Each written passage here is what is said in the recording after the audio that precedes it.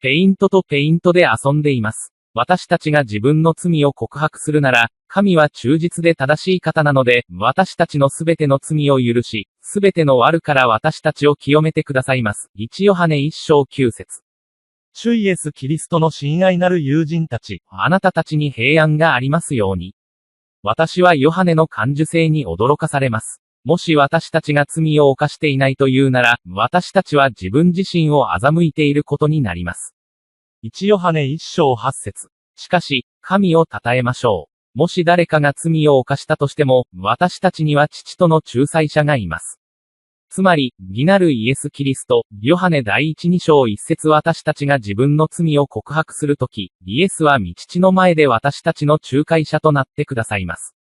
私たちが自分の欠点を認めるとき、私たちはイエスについての深い知識と同じくらい深い霊的感受性をイエスのおかげで持っているので、神は私たちがいつも目にしない細かい点からも私たちを清めてくださいます。高い壁をローラーブラシで塗装していたとき、塗料の細かい飛沫がメガネに白い斑点を残してしまいました。他の人から見るとシミははっきりと見えましたが、自分では気づきませんでした。ある朝、メガネのレンズに差し込んだ太陽光で視界が妨げられるほどシミが目立ってしまいました。人生は私たちがイエスに出会う機会です。私は、インターネットソリューション、インソルのクリスチャンス・ハルト氏を招待し、美しい高齢の家族、ケシやバハテラ歌詞の賛美に同行し、次のような称賛を挙げます。人生はチャンスだ。この人生は神に仕えることであり、神様が与えてくださった時間を無駄にしないでください。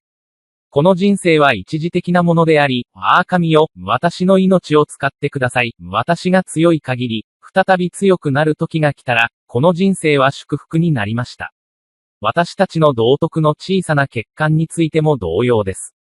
他の人には見えますが、私たちには見えません。そして、私たちが神の言葉を学び、それをこの人生の機会に反映し、適用するとき、主イエス・キリストの真理の光が私たちを照らし、すべての欠点がはっきりと見えるようになります。神の純粋な人柄、真の愛、そして誠実な動機は、私たちのあらゆる行動の中にある罪の汚れを明らかにするでしょう。私たちが良いと思っている小さな嘘、利己的な怒り、つまらない偽善、不純な動機が明らかになるでしょう。そのすべてが様々な割合で私たちの中にあります。私たちが自分の欠点を認めるとき、神は私たちを、いつもは見えない細かい斑点さえも清めてくださいます。アーメン。今日のインスピレーション。罪を認識することは、死という罪の罰から解放される第一歩です。